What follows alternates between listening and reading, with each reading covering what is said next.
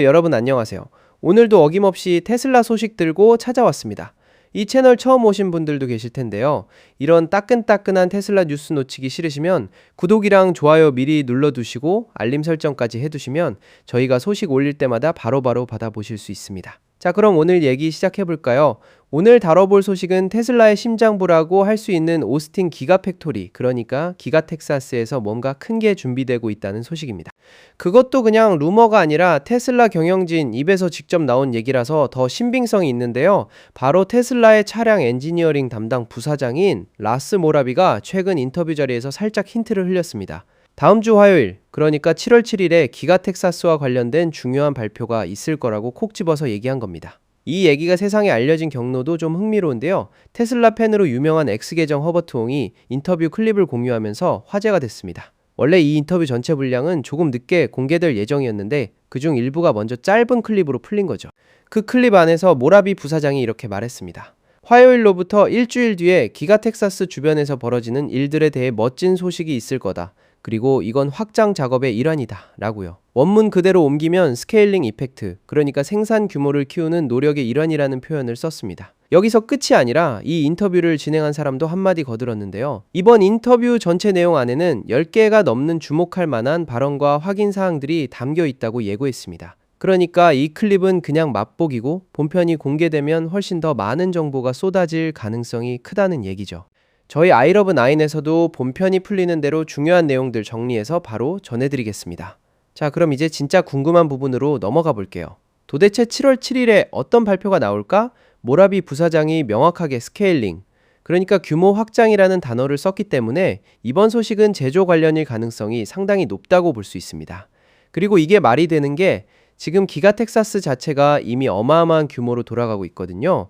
작년 10월에 누적 생산 50만 대를 돌파했고요. 현재는 주간 기준으로 최대만 대까지 차량을 뽑아낼 수 있는 능력을 갖추고 있습니다. 여기에 더해서 사준 680 배터리 셀도 현지에서 직접 생산하고 있는 상황입니다. 이런 상황에서 가장 유력하게 꼽히는 후보가 바로 사이버캡입니다. 테슬라가 처음부터 로보택시 전용으로 설계한 이 차량은 지난 4월부터 기가텍사스에서 정식으로 양산에 들어갔고 그 이후로 조립 라인이 꾸준히 속도를 올리고 있는 중입니다. 최근에는 사이버캡과 관련해서 소방관이나 구조대원 같은 첫 대응자들을 위한 공식 대응 매뉴얼까지 테슬라가 공개했었는데요. 이런 흐름을 보면 본격적인 함대 운영을 준비하기 위해서 전용 조립 라인을 더 늘리는 방향으로 가는 게 자연스러운 수순이라고 볼 수 있습니다. 물론 다른 가능성도 몇 가지 있습니다. 먼저 옵티머스 얘기를 안 할 수 없는데요. 테슬라는 장기적으로 텍사스에 연간 1000만 대 규모의 옵티머스 생산 라인을 짓겠다는 큰 그림을 갖고 있습니다. 다만 초기 물량은 프리몬트 공장에서 먼저 소화할 예정이라서 텍사스에서의 옵티머스 확장은 이번 발표보다는 조금 더 나중 얘기가 될 가능성이 높습니다. 두 번째 가능성으로는 모델 Y L이 거론됩니다. 3열 구조의 6인승으로 나오는 이 모델은 저희 취재원들 얘기로는 올가을 즈음 미국 시장에 출시될 예정이라고 하는데요. 만약 이번 발표가 모델 Y, L 전용 라인 구축과 관련된 거라면 이것도 충분히 스케일링이라는 표현과 맞아떨어지는 부분이 있습니다. 세 번째로는 로보택시 운영 자체에 대한 소식일 가능성도 있습니다. 텍사스는 이미 테슬라 로보택시 서비스의 본거지 역할을 하고 있고 그 중심에 사이버캡이 있는 만큼 무인 라이드 헤일링 운영 확대 소식이 나올 수도 있다는 관측입니다. 다만 이 시나리오는 상대적으로 가능성이 낮게 점쳐지고 있습니다. 마지막으로는 배터리셀 생산 인프라에 대한 대규모 투자 소식일 가능성도 배제할 수 없습니다. 앞서 말씀드렸다시피 이미 468셀을 현지에서 만들고 있는 상황이라 여기에 추가 투자가 들어간다면 이것 역시 스케일링이라는 단어와 잘 맞아떨어집니다.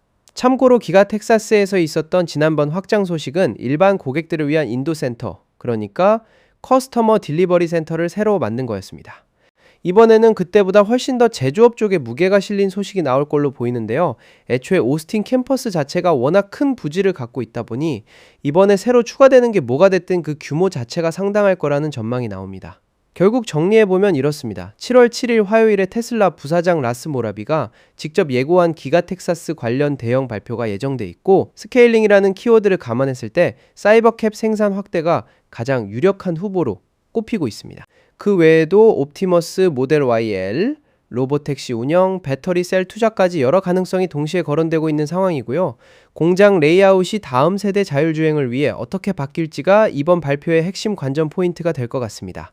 저희도 7월 7일 발표 나오는 대로 최대한 빠르게 정리해서 전해드릴 예정이니까요.